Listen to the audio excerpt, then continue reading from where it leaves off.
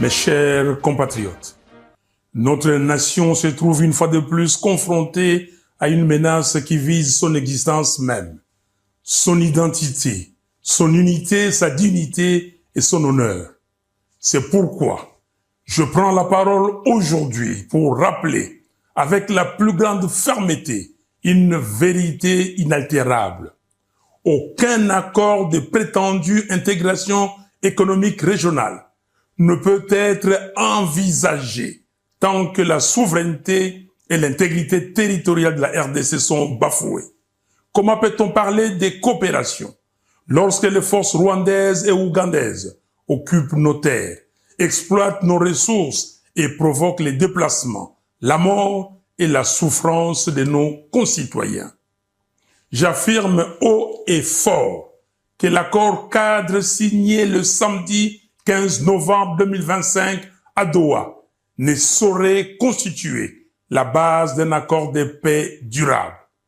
Les discussions de Doha devaient se limiter à la mise en œuvre intégrale et sans complaisance de la résolution 2773 des Nations Unies et la définition des modalités du cessez-le-feu et non à la signature d'un accord d'abdication qui mettrait en péril l'avenir de nos enfants. Notre nation n'est pas à vendre. Notre souveraineté n'est pas négociable.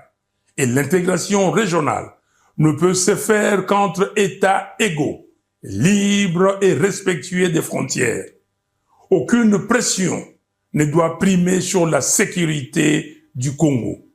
Aucune manœuvre ne doit détourner notre marche vers la cohésion nationale. Ainsi, j'en appelle à Monsieur Félix Tshisekedi et à tous les Congolais à œuvrer pour la cohésion nationale. Une cohésion véritable qui ne peut naître que d'un dialogue national inclusif. Monsieur Tshisekedi, au nom de notre peuple, meurtri mais toujours debout, je vous invite à convoquer sans délai le dialogue national. Sinon, l'histoire vous tiendra responsable de la balkanisation du Congo avec messieurs Kagame et Kabila. Aucun accord extérieur ne saurait précéder la réconciliation des enfants du Congo rassemblés pour proclamer d'une seule voix la cohésion nationale.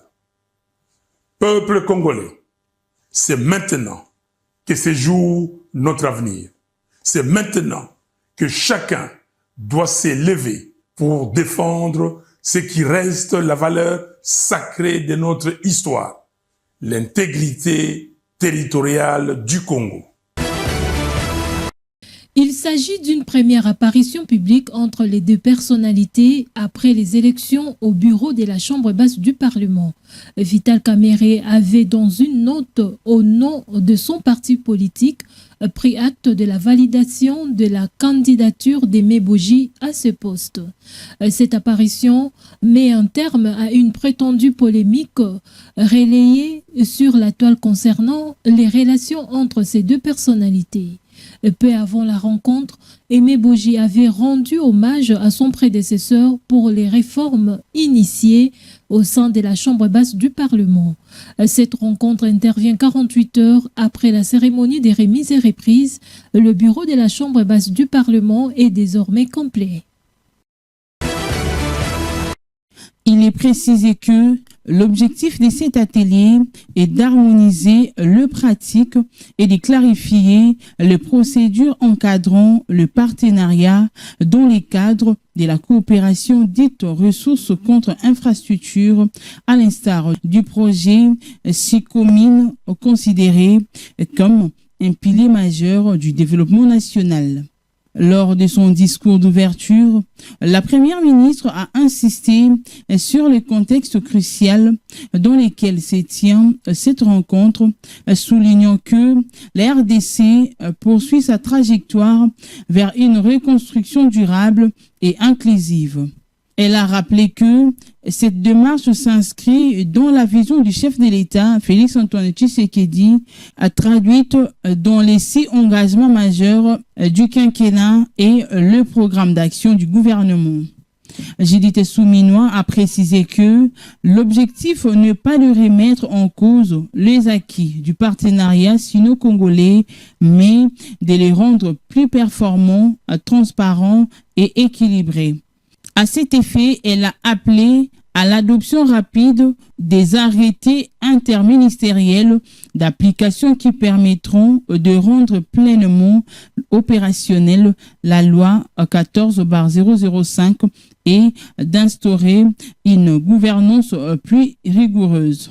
La première ministre a également rappelé l'importance stratégique du programme sino-congolais dans la coopération internationale de la RDC.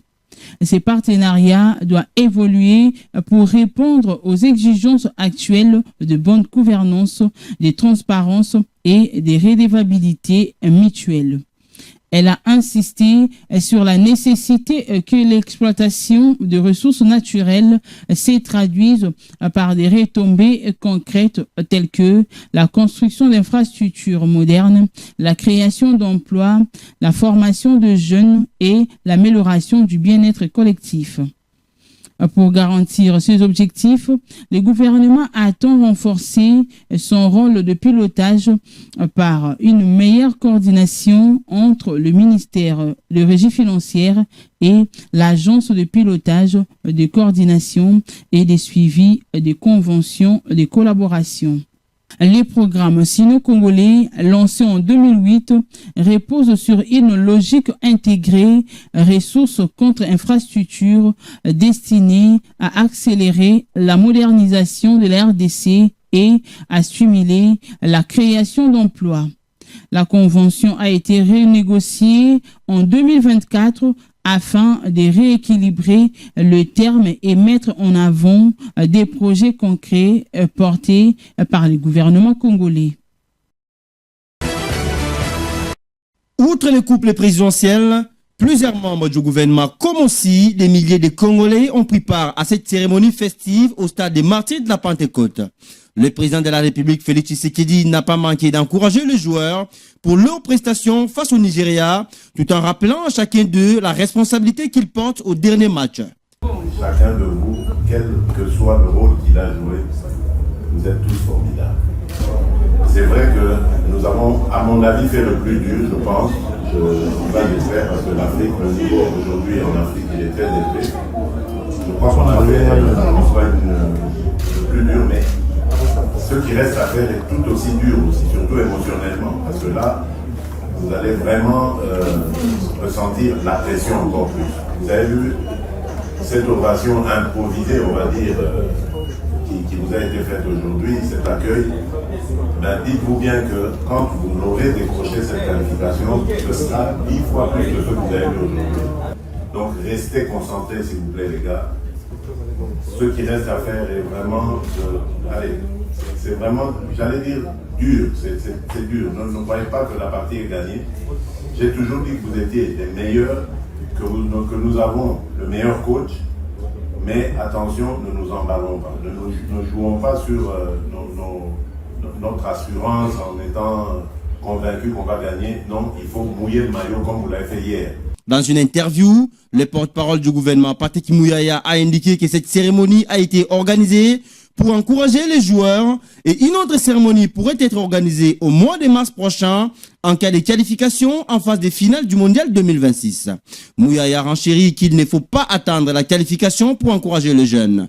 La défaite concédée face au Sénégal méritait d'être encouragée, sans oublier qu'ils disputeront aussi la CAN, a-t-il déclaré.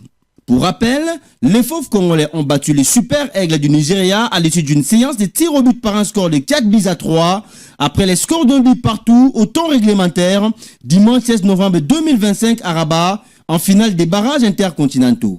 Pour le reste, le rendez-vous est pris pour le mois de mars 2026 où les Congolais doivent définitivement confirmer leur participation au mondial proprement dit.